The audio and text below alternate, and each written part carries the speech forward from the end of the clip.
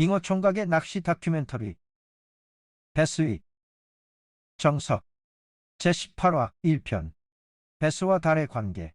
베스가 달의 영향을 받는 시공간과 날씨 조건은 정해져 있다. 첫 번째 단락, 산란철에 빅베스가 달의 영향을 받는 이유. 민물 낚시 분야에서 달은 마치 무슨 신앙과도 같아서 누군가는 보름달과 금음달의 신묘함을 믿고 출조하여 대박 조화를 기록하는가 하면 또 어느 누군가는 달의 형상 따위는 전혀 개의치 않고 출조하는 사람들도 있습니다.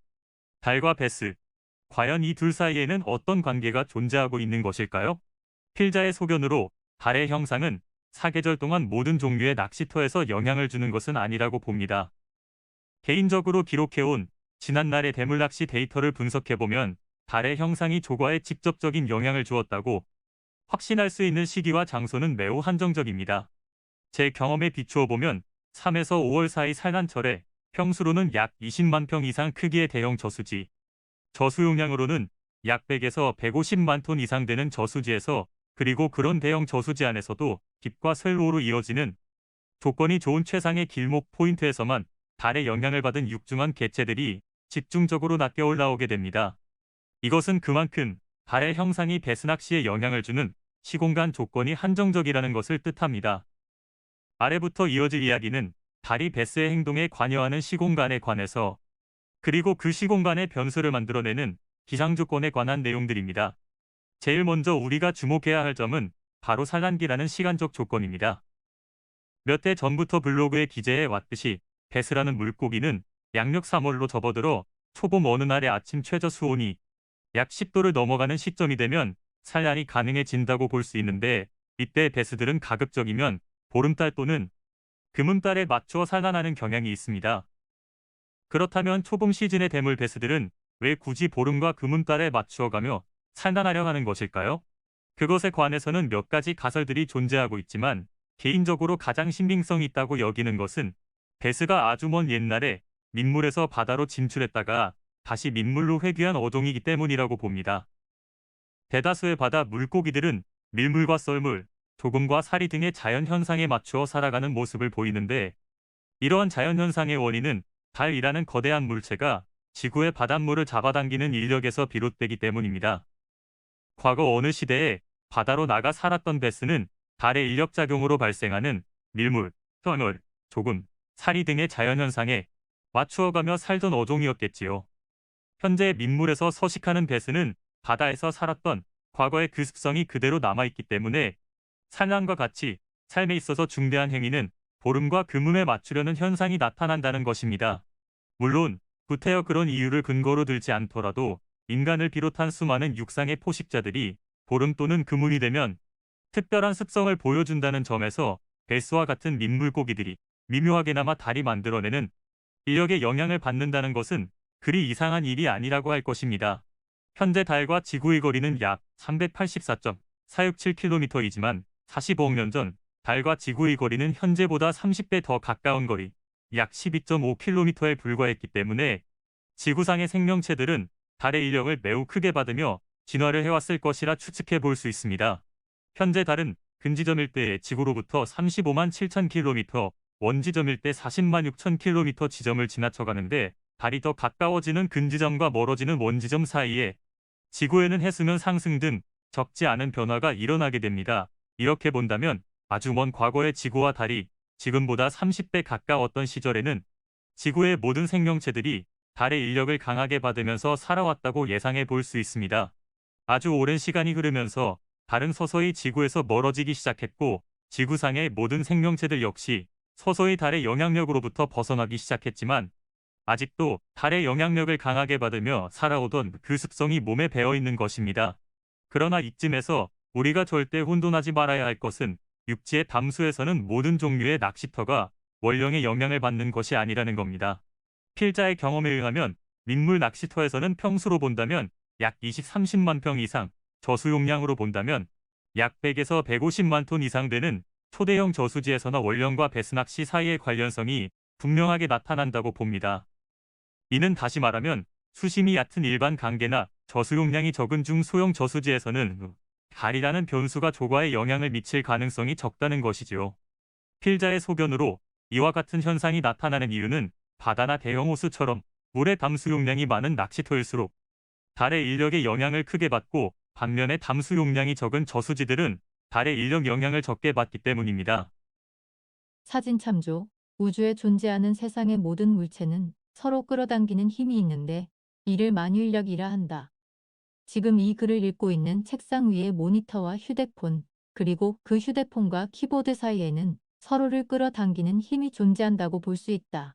참고로 만유인력의 크기는 두 물체의 질량에 비례하며 거리에 반비례한다고 볼 수 있는데 우리가 일상생활에서 흔히 접할 수 있는 이런 작은 물체들이 서로 달라붙지 않는 이유는 각각의 물체가 가지는 질량이 매우 작아 인력이 약하게 발생하기 때문이다. 그러나 거대한 질량을 가지고 있는 달이라는 위성과 지구 표면적의 약 70%를 차지하고 있는 바닷물 사이에 작용하는 인력은 상상할 수 없을 정도로 매우 크기 때문에 바다에서는 밀물과 썰물, 즉 조금과 사리와 같은 바닷물의 이동이 발생하게 된다. 이러한 맥락으로 볼 때 산술적으로 안동댐과 같은 대형 호수와 달 사이에 발생하는 인력은 작은 크기의 소류지와 달 사이에 작용하는 인력보다 크다고 볼 수 있다. 인력이란 두 물체가 서로 잡아당기는 힘으로써 두 물체의 질량에 비례하고 거리에 반비례합니다. 예를 들어 그 크기를 가늠할 수 없을 정도로 어마어마하게 많은 질량의 물을 담고 있는 태평양 전체의 바닷물과 달 사이에 상호작용하는 인력은 안동댐과 달 사이에 상호작용하는 인력보다 클 것이고 안동댐과 달 사이에 상호작용하는 인력은 동네 작은 소류지와 달 사이에 상호작용하는 인력보다는 크다는 것입니다. 즉, 크기가 작은 저수지는 가뜩이나 미미한 달의 인력이 그나마도 작용하지 않을 가능성이 크다는 것이지요. 뿐만 아니라 수심이 굉장히 얕고 규모가 작은 저수지 환경은 수온, 산성도, 산소량 등 산란행위에 있어서 직접적인 변수라 할 수 있는 수질 요소들이 기상 조건에 따라 불안정하게 변화한다는 경향이 있기 때문에 이처럼 서식 환경이 불안정한 곳의 배수들은 산란의 기회가 오면 원령과 같은 간접적인 조건은 굳이 따지지도 않고 산란해버리는 경향이 있습니다. 원령까지 맞추어 최상의 조건에 산란한다면 좋겠지만 서식 환경이 불안한 곳에서는 원령을 맞추려다 자칫 잘못하면 산란의 직접적인 요소라 할 수 있는 수온 타이밍을 놓치게 될 가능성이 커지므로 원령은 자연스레 산란의 조건에서 후순위로 밀려나게 되는 것이지요. 그러나 이와 같은 맥락으로 본다면 수질 변화가 안정적이라 할 수 있는 초대형 저수지나 댐의 경우는 원령이 산란행위와 직결될 때가 많다고 볼 수 있습니다. 서식지가 안정적인 곳의 배수들은 기상 조건이 급변하더라도 담수량이 많기 때문에 수질의 변화 폭이 적을 뿐만 아니라 악조건 속에서도 양호한 산란장을 선택할 수 있는 영역이 넓고 최악의 상황에서는 산란을 미루고 대기 상태로 머무를 수 있는 중간지대가 많이 존재하기 때문에 상대적으로 원령과 같은 후순위 요소까지 따져가면서 산란행위에 들어갈 여유가 있다는 것입니다. 그렇다면 강계의 경우는 어떤지 의문을 가지시는 분들도 많으실 텐데 필자의 경험상 원령의 조건이 가장 미비한 곳이 바로 강계라고 볼 수 있습니다. 4대 강계를 제외한 전국 대다수의 하천들은 그 특성상 수심이 낮고 담수량이 적은 구간이 더 많다고 볼 수 있으며 특히나 저수지와는 달리 유속이라는 아주 중대한 변수가 상시 존재하고 있기 때문에 원령과 같은 후순위 조건까지 맞추어가며 산란에 들어갈 확률이 더욱 낮아진다는 겁니다. 강계의 배수들은 유속이 적거나 없어서 발이 떠내려가지 않는 곳에 산란해야 한다는 또 다른 선순위 조건을 고려해야 하기 때문에 저수지 배수에 비해 산란장 선택의 폭이 좁다고 볼 수 있습니다.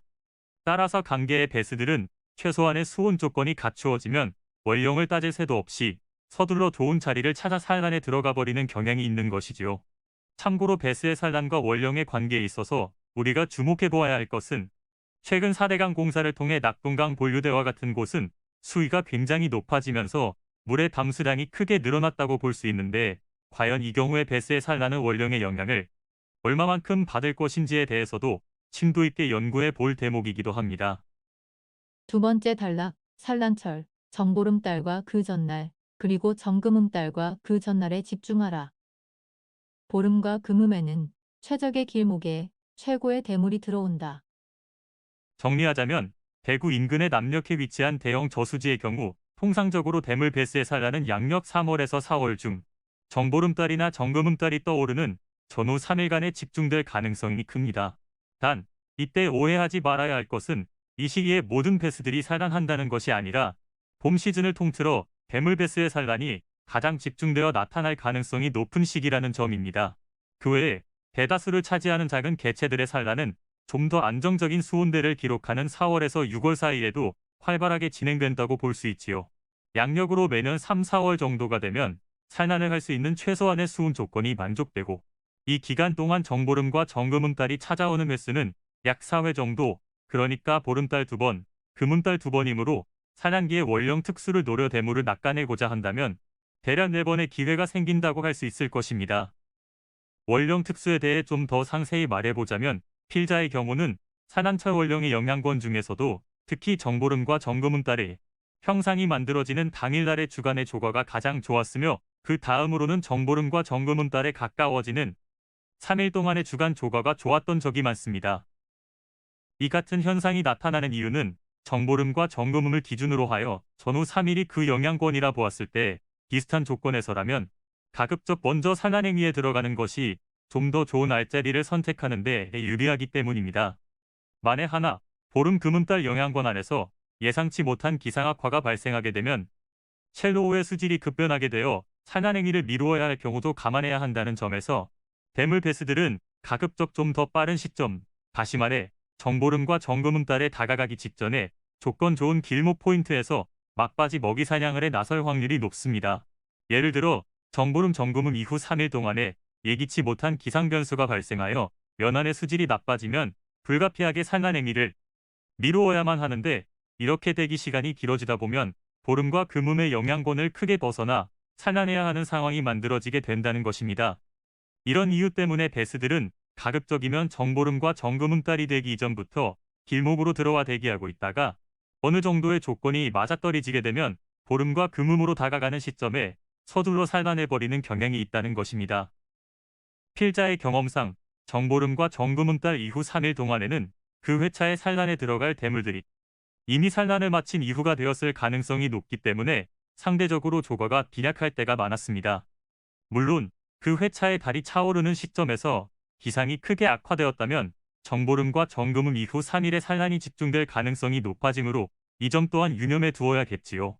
사진 참조. 필자의 경험상 대형 저수지에서 기록급이라 할 만한 대물들은 기상 조건에 큰 변화가 없는 한 정보름과 정금음날 또는 바로 그 전날 산란에 들어갈 때가 많기 때문에 이 시기에는 조건이 좋은 길목 포인트, 예를 들어 딥과 산란장이 펼쳐질 셜로우의 경계 지점에 위치한 독립된 장애물 같은 포인트 몇 곳만 집중적으로 공략한다면 좋은 성과를 거둘 수 있다. 단, 정보름과 금음을 전후하여 기상 조건이 나빠지면 대물 베스들이 예정된 길목을 경유하지 않고 바로 연안에 진입해버리는 등 사람의 예측 범위를 벗어나 버리기 때문에 원령에 맞추어 패턴 낚시를 하는 것이 까다로워진다. 그렇다면 우리는 산란철의 이러한 원령과 대물 베스의 관계를 저수지 전역에서 체감할 수 있을까요? 필자의 소견으로 산란기의 원령과 베스의 관계가 분명하게 드러나는 곳은 그 낚시터 내에 있는 길목 중 최상의 조건을 가진 길목에 한정되어 나타난다고 봅니다. 산란철에 말하는 최상의 길목 조건이란 수질 변화가 잦고 약탈자로부터의 위협이 많은 연안지대로부터 상당한 거리에 떨어져 있는 길목이 될 가능성이 높습니다. 산란철의 아침 최저 수온이 10도가량을 기록할 무렵이면 아직은 찬바람이 쌩쌩 불어오는 날씨일 텐데 이때 저수지의 심층부에서 한겨울 동안 산란 준비를 해오던 베스는 정보름이나 정금음이 되면 딥에서 연안까지 단 한 번에 직행하여 이동하는 것이 아니라 보름달이나 금음달이 떠오르는 날에 맞추어 딥과 셀로우의 중간 지대라 할 수 있는 중간 지역을 향해서 먼저 이동해 온다는 것입니다. 3월로 접어들어 정보름이나 정금음이 임박해 오면 딥베스는 딥에서 셀로우로 넘어가는 중간 지대에 위치한 어느 독립된 장애물에 은신하면서 낮 시간 동안에는 산란 직전까지 섭식 활동을 하며 대기하고 있다가 해가 지면 그곳을 기점으로 하여 연안으로 진입한 뒤 산란 행위를 하게 된다는 것이지요. 이런 까닭에서 산란철의 길목은 연안지대로부터 적당히 떨어져 있으면서도 심수층과는 적당히 가까운 거리에 위치해 있는 곳, 소위 말하는 딥과 쉘로우의 공존지대에 절묘하게 위치해 있는 어느 독립된 장애물에서 길목이 만들어질 가능성이 높다는 것입니다. 한편으로 생각해보면 도보낚시에서 이런 원령 효과를 쉽게 체감할 수 없는 것은 대물 베스들이 선호하는 길목이 그만큼 예민하고 까다롭기 때문이라는 생각을 해보게 됩니다. 최상의 조건을 가진 길목은 도보낚시로 공략하는 연안지대에 존재할 가능성이 낮다는 것이지요. 원령 효과는 산란철 직전 겨울 동안 저수지 중앙부에서 아주 예민한 상태로 오랫동안 머물러 오던 배스들이 원령을 길라잡이 삼아 조심스레 길목을 거쳐 연안으로 진출할 때 발생할 확률이 높다고 볼 수 있는데, 정작 도보낚시로 공략하는 연안지대는 산란 준비가 아닌 산란행위 자체가 일어나는 곳이기 때문에 그 효과를 체험하기가 까다롭습니다.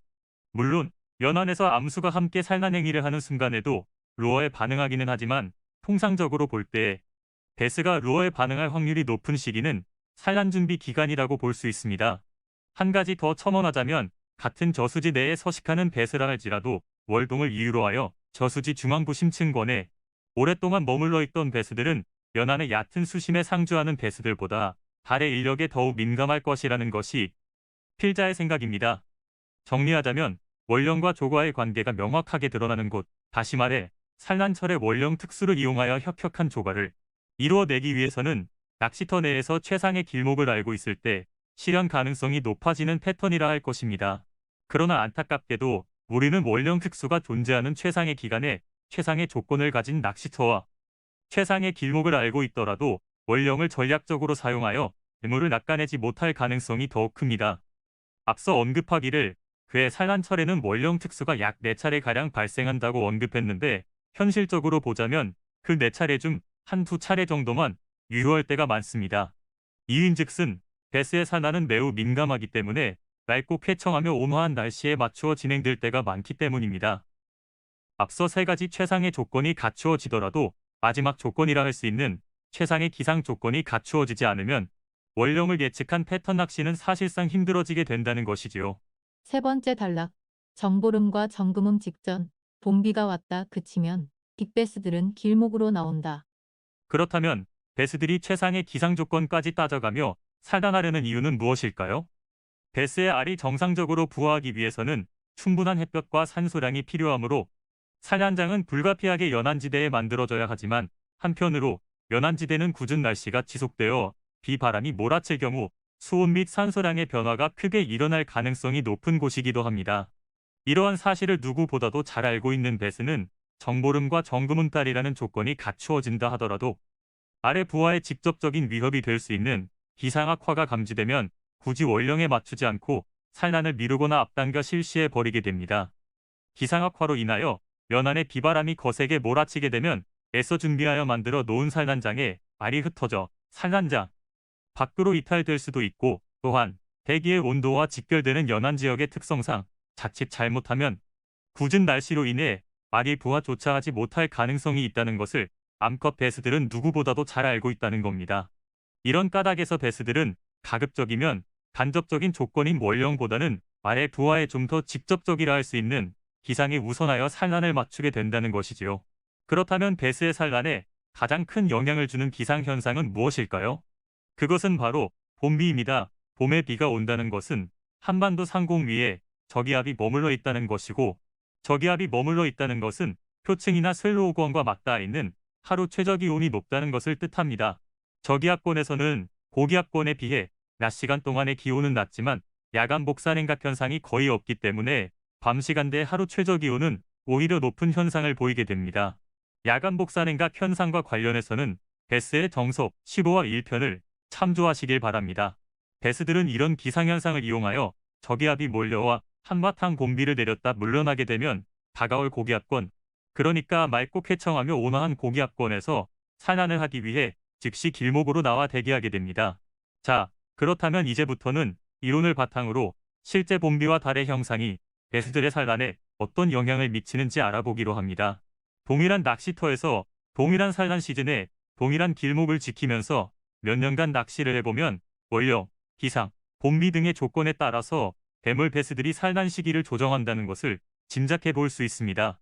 2015년 3월 20일은 정금음 날이었으며, 그로부터 이틀 전 3월 18일에는 봄비가 한바탕 쏟아졌습니다. 그리고 그 다음날 주간은 맑고 쾌청하며 온화한 고기압권의 날씨가 이어졌는데, 이때 포라늘한 빅베스들은 길목으로 나와서 대기하게 됩니다. 좋은 날씨가 지속된다고 판단되면 즉시 연안의 산란장으로 직행하기 위한 사전 준비 동작인 셈입니다. 영상의 사진에서 붉은색 S 구간은 길목에서 포란된 대물배스가 마리수로 낚여 올라온 시점을 뜻하며, 이 같은 달과 봄비, 배스들의 산란 관계는 2014년 4월 15일 보름권, 2014년 3월 31일 금음권에서도 각각 확인한 바 있습니다. 네 번째 단락. 아무리 봄비라도 한랭전선을 동반한 차가운 비는 변수를 만든다. 그러나 이와는 반대로 월령을 이용한 길목 패턴 낚시가 예측 불가능해질 때도 있지요. 그 시기는 바로 한랭전선을 동반한 온대성 저기압이 정보름과 정금음날에 한반도 상공을 관통할 때라고 볼 수 있습니다. 필자의 경험상 최적의 월령을 보이는 날에 온대성 저기압이 몰려오면서 한랭전선이 들이닥치게 되면 길목에서는 배스를 낚아내더라도 크기가 작은 포란 개체를 낚아낼 확률이 높아지며, 날씨가 최악으로 치닫을 경우에는 길목에 배스들이 들어오지 않는 경우도 발생하게 됩니다. 위의 그래프는 2015년 4월 4일 보름 영향권 전후의 기상 그래프로서 한랭전선의 여파가 배스들의 산란 과정에 악영향을 준 전형적인 사례입니다. 그래프를 살펴보면 정보름날이 다가오기 바로 직전에 한랭전선의 여파가 들이닥치면서 4월 4일 보름날의 평균 기온이 4월 3일에 비해 7도가량 떨어지면서 급격하게 하강하는 모습을 볼 수 있습니다. 이런 경우는 우리가 앞서 살펴보았던 사례, 그러니까 금음날에 고기압이 자리 잡아 기상 조건이 좋았던 그래프에서 기온을 나타내던 빨간색 선이 규칙적인 꽃갈콘 모양을 보였던 양상과 사뭇 다르다고 볼 수 있습니다. 4월 4일의 기온 그래프는 한랭전선 통과 전후를 기준으로 하여 비대칭적으로 그려져 있으며 어떤 규칙성이나 연속성을 발견하기에는 힘들다고 볼 수 있습니다. 사진 참조. 2015년 4월 4일 정보름날에는 한반도 상공 위에 저기압대가 머물고 있어서 궂은 날씨가 지속되었는데, 이는 배스들의 산란 시기와 이동 과정을 더욱 예측하기 어렵게 만드는 악재라고 볼 수 있다. 대개 이런 불규칙적인 기온 그래프가 그려지는 날은 위의 일기도에서 볼 수 있는 것처럼 한반도 상공 위에 저기압이 자리 잡고 있을 때가 많습니다. 이처럼 월령이 최적기에 도달하더라도 저기압의 영향으로 날씨가 악화되면 배스들의 산란은 사람이 예측해내기가 더욱 까다로워집니다. 저기압대가 자리 잡은 보름과 금음에는 낮 시간 동안에 예정된 길목을 경유하면서 여유롭고 안정적으로 연안 산란장으로 진출하는 것이 아니라 악조건의 날씨로 인해 궁박함에 내몰려 있기 때문에 위험을 감수하고서라도 연안 산란장으로 직행해 버릴 때가 많다는 것입니다. 이런 까닭에서 한랭전선이 다가오면 아무리 보름 금음 기간이라 할지라도 길목에서 낚여져 나오는 포란된 배스의 마리수는 줄어들 가능성이 높으며 개체의 사이즈 또한 작아질 가능성이 크다고 볼 수 있습니다.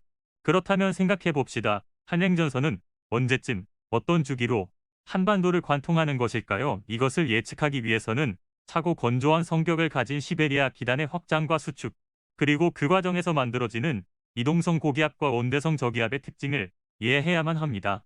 위의 사진은 우리나라의 전형적인 겨울 날씨라 할 수 있는 서고동저형의 기압 배치 사진입니다. 한반도를 중심으로 서쪽의 위쪽에는 큰 고기압 덩어리인 시베리아 고기압이 자리 잡고 있습니다. 반면에 동쪽에는 저기압이 자리하고 있지요.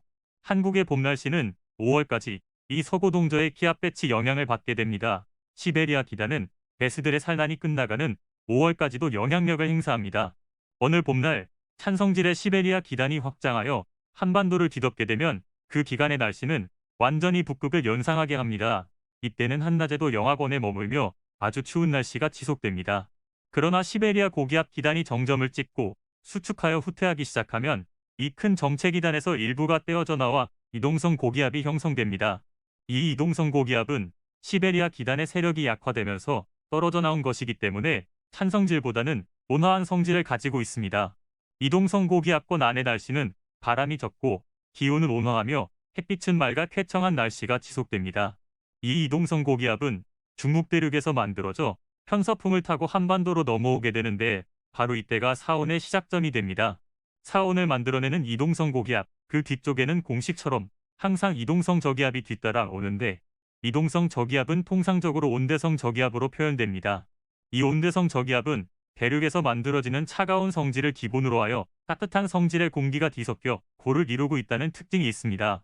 사진에서 볼 수 있듯이 온대성 저기압은 선두 부분에 온난전선이 위치하고 후미 부분에는 한랭전선이 뒤따라오기 때문에 이 저기압이 통과한 후에는 차갑고 쌀쌀한 날씨가 지속되는 사만의 날씨가 지속됩니다.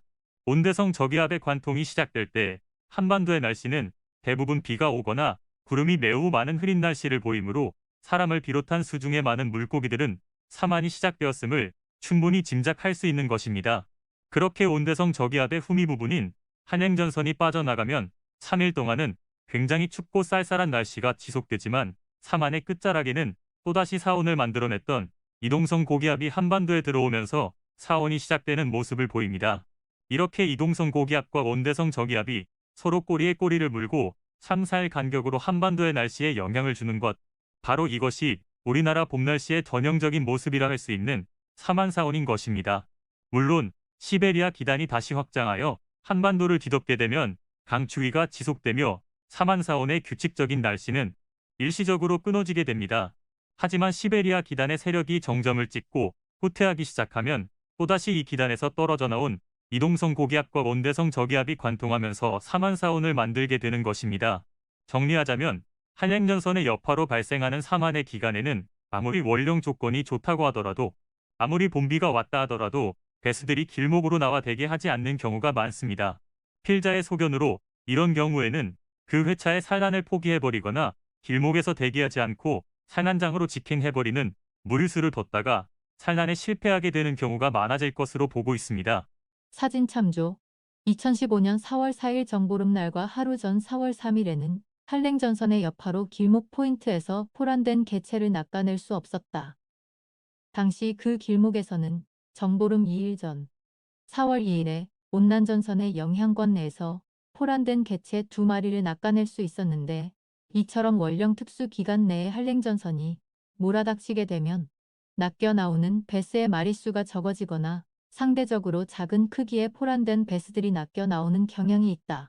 한행전선의 여파가 크게 다가와 날씨가 최악으로 치닫게 되면 배수들은 그 회차의 산란 자체를 포기해버리고 다음 보름과 금음달이 올 때까지 약 15일에서 30일가량 산란을 늦추기도 합니다.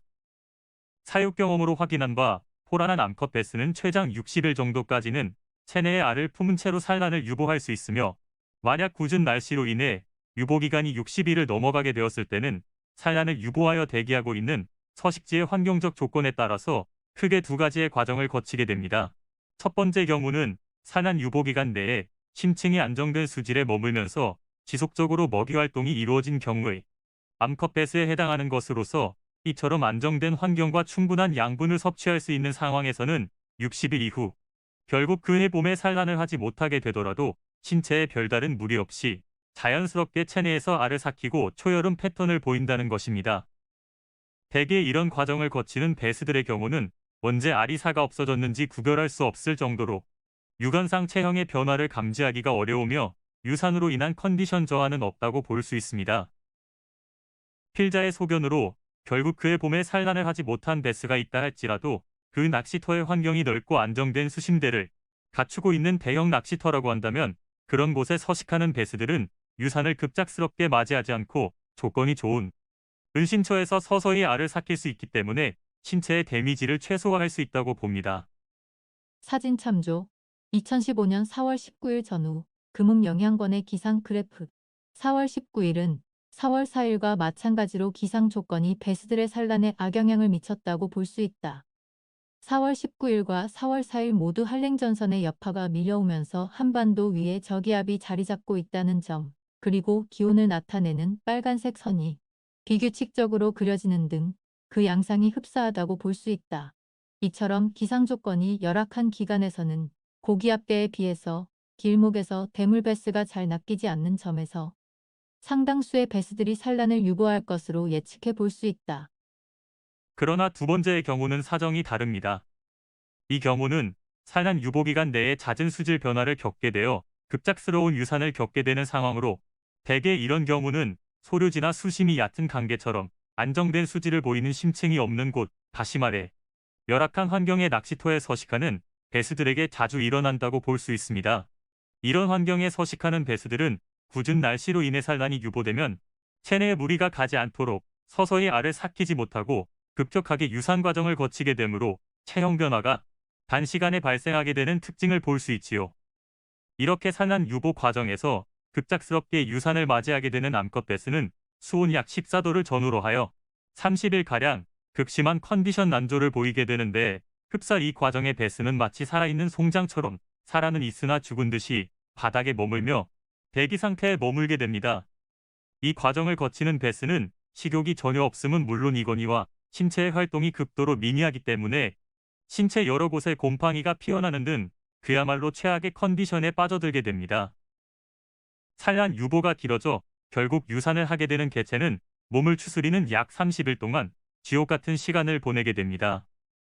물론 그 고통의 시간을 잘 견뎌내고 살아남는 개체들은 신진대사가 서서히 정상 궤도에 오르면서 왕성한 섭식 활동을 하게 되겠지만 그 30일간의 고통을 견디다 못해 죽게 되는 경우도 빈번하다는 것입니다. 정리하자면 3, 4월 봄 시즌에 찾아오는 보름과 금음날에 우연찮게도 저기압의 궂은 날씨가 지속되어 적정 시기에 산란 행위를 하지 못하게 될 경우 약 3, 4회 정도의 유보, 그러니까 약 45일에서 약 60일간의 유보는 가능하지만 이를 초과할 때까지 산란을 마치지 못하면 열악한 환경에서 살아가는 베스들은 결국 산후 조리 과정에서 죽음에 이르게 될 수도 있다는 겁니다. 이런 까닭에서 산란철 베스들은 보름과 금음 기간에 저기압의 궂은 날씨가 찾아오더라도 기합 없이 계속하여 산란을 유보할 수만은 없습니다. 실제 조과를 살펴보면 보름 금음 기간 내에 저기압대가 형성되어 찬성질의 비가 내리는 악조건이 지속된 경우라 할지라도 비교적 조건이 좋은 연안 일대에서는 산란 행위에 들어간 개체들이 낚여 나오기도 한다는 겁니다. 사진 참조. 위의 사진처럼 한랭전선의 여파가 다가오더라도 아랑곳하지 않고 연안에서 산란을 진행하는 개체들도 있다. 만약 월령 특수 기간 내에 한랭전선의 여파가 크다면 이런 상황에서는 주간 시간대에 길목 포인트를 노리는 것보다 야간에 그 길목과 인접해 있는 연안지대를 집중적으로 공략하는 편이 좋다. 월령을 감안한 길목 조이기 패턴이 고기압대의 영향권 아래서 이루어질 경우에는 잘 알고 있는 수학 공식처럼 아주 손쉽게 대물을 거머쥘 수 있는 패턴이 되기도 합니다. 하지만 반대로 아무리 월령 조건이 좋더라도 저기압권의 궂은 날씨가 지속되거나 한행전선의 여파가 크게 작용하게 되면 길목에서 낚이던 베스의 개체수가 적어지거나 사이즈가 작아지는 등의 저활성도 현상이 나타날 가능성이 높다는 점 또한 명심해야 합니다. 산란철에는 저기압이 몰고 오는 궂은 날씨가 베스들의 산란과 그 이동 과정에 직접적인 영향을 준다는 사실을 명심하고 항상 그날의 제2, 제3포인트와 패턴을 머릿속에 염두에 두고 있어야 할 것입니다. 달의 형상을 예측하여 낚시에 적용시키기란 매우 어려운 일입니다. 하지만 앞서 언급했듯이 몇 가지 시공간의 조건과 기상 조건이 합쳐진다면 불가능한 소리는 아닙니다.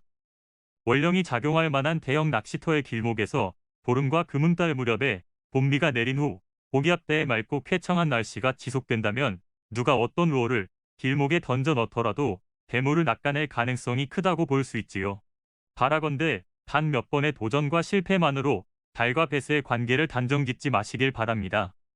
누구든지 천문이나 기상 분야의 원리를 충분히 이해한 상태에서 하루도 빠짐없이 정해놓은 시간과 길목에서 낚시를 하다 보면 상상 속에서나 가능하다고 여겼던 대물 낚시를 직접 체험해 볼 수 있을 거란 생각을 해봅니다.